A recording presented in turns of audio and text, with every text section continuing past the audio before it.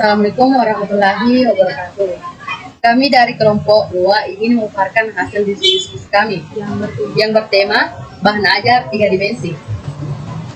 Yaitu ada beranggotakan 4 orang. Yang pertama Sindra Purnama sekaligus moderator. Yang kedua Rosnawati pemateri yang kedua. Yang ketiga Asrin Aziz sebagai pemateri yang ketiga.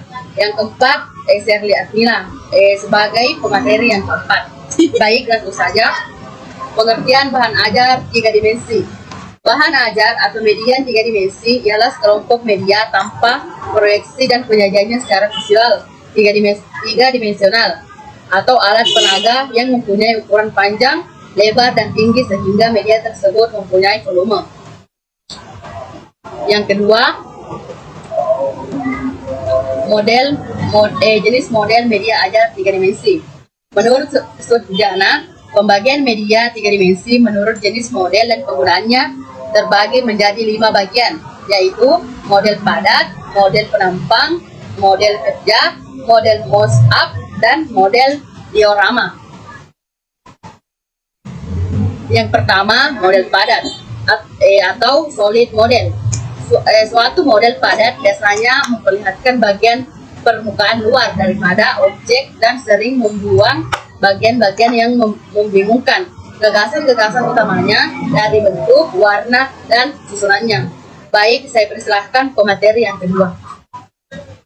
Saya atas nama Rosnawati sebagai pemateri kedua. Baiklah, di sini saya akan menjelaskan ada 5 model bahan ajar 3 dimensi. Yang pertama tadi telah dijelaskan kepada pemateri pertama, dan selanjutnya saya akan menjelaskan model bahan ajar yang kedua. Yang pertama itu model penampang. Model penampang adalah memperlihatkan bagian suatu objek itu tampak apabila bagian permukaannya diangkat untuk mengetahui susunan bagian di dalamnya. Dan model yang ketiga adalah model kerja atau working model.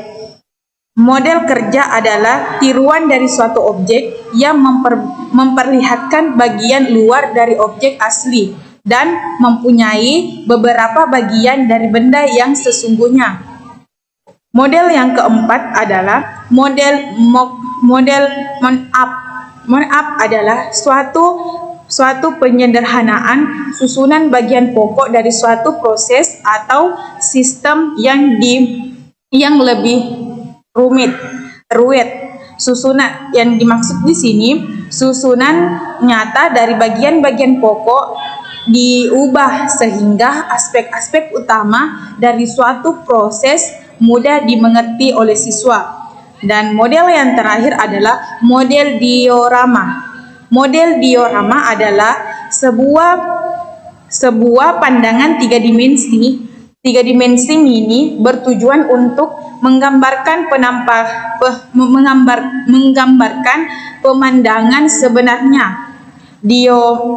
Diorama biasanya terdiri atas bentuk-bentuk sosok atau objek-objek ditempatkan di pentas yang berlatar belakang lokasi yang disesuaikan dengan penyajiannya.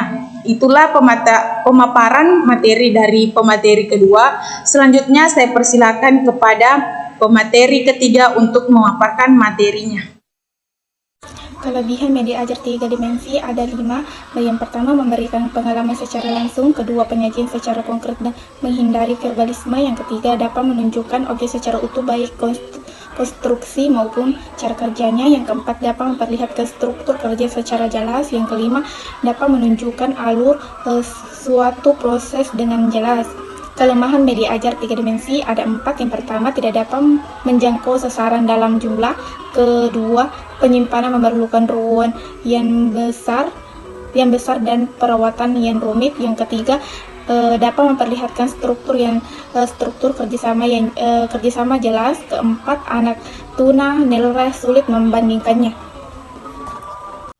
Baik, materi selanjutnya terkait dengan karakteristik media ajar 3 dimensi. Jadi teman-teman sekalian, media ajar 3 dimensi itu memiliki beberapa karakteristik. Karakteristik yang pertama, pesan yang sama dapat disebarkan ke seluruh siswa secara serentak. Karakteristik yang kedua, penyajiannya berada dalam kontrol guru. Yang ketiga, cara penyimpanannya mudah atau praktis. Yang keempat, dapat mengatasi keterbatasan ruang, waktu, dan indera. Yang kelima, menyajikan objek-objek secara diam. Yang keenam, terkadang penyajiannya memerlukan ruangan gelap. Yang ketujuh, lebih mahal dari kelompok grafis. Yang kedelapan, sesuai untuk mengajarkan keterampilan tertentu. Karakteristik yang kesembilan, sesuai untuk dipakai belajar secara berkelompok ataupun individu. Sementara karakteristik yang ke-10, praktis digunakan untuk semua ukuran kelas.